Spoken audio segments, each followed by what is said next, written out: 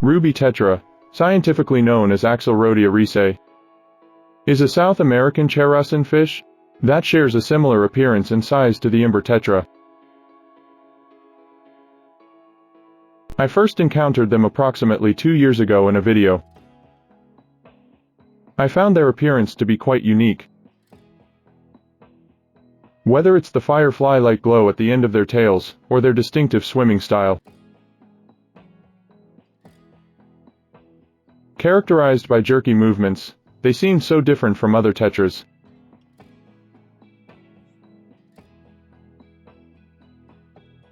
I bought my ruby tetras in early May. 10 of them cost me 150 Chinese yuan. Oh, wait, the seller threw in an extra one for free. They've been cohabitating in this 60-liter tank with other tetras for almost half a year. Due to their swimming style and extremely timid nature, they are clearly not as competitive as other tetras when it comes to grabbing food. After enduring the scorching heat throughout the entire summer, only 6 of them have survived. However, their condition seems decent,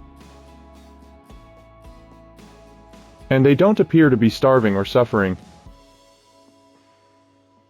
Ruby tetras are priced at around 15 yuan per fish in our country online. While this may not be very high, it is relatively expensive compared to other common tetras. Moreover, there are fewer sellers. So, I believe breeding them is not an easy task. I am raising and attempting to breed this fish for the first time. But as a charasin fish from South America, I think the approach should be similar to that of the cardinal tetra. However, it is definitely much more challenging than breeding cardinal tetras. The conventional method of placing them in a breeding tank and waiting for them to spawn within a week seems impractical. Therefore, I need to raise them separately in a tank and provide special care. So, I purchased a 30 centimeter square tank online. Just as I was waiting for the tank I ordered online, the cardinal tetras, which I had been waiting for almost a month to spawn in the breeding tank, finally laid eggs. Surprisingly, the reason for this spawning might be attributed to the addition of a fish nest made of brown fibers.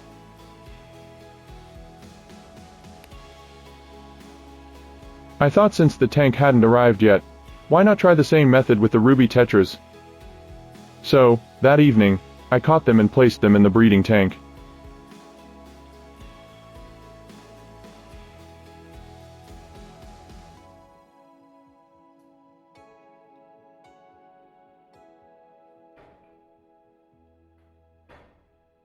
As expected, they were on edge the whole time in the breeding tank. Even after a week, they remained the same. Concerned for their well-being, I had no choice but to put them back into their original tank. My 30 centimeter square tank finally arrived after more than a week. To create a secure environment for them, I decided to attach a black background to one side of the tank.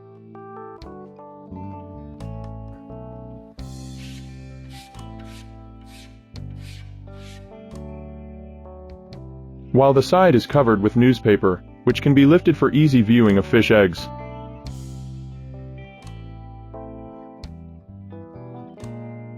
I also added palm fiber to provide hiding spots for them.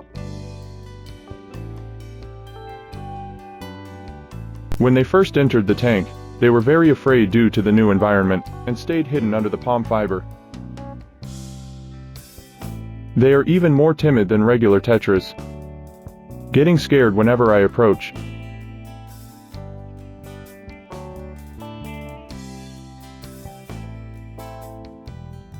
On the second day, they continued to hide. However, they were willing to eat the bloodworms I fed them.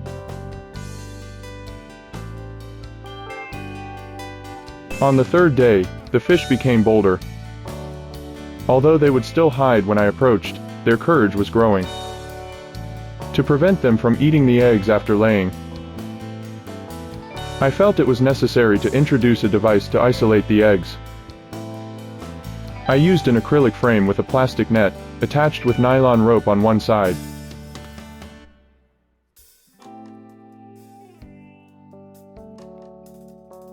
I placed it on the inner side of the tank, and I put the palm fiber above the isolation frame to facilitate egg laying on the top of the frame.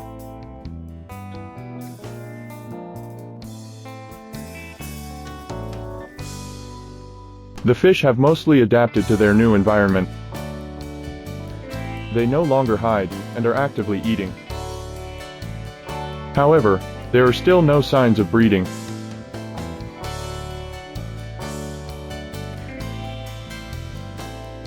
Please be patient and wait for my follow-up videos.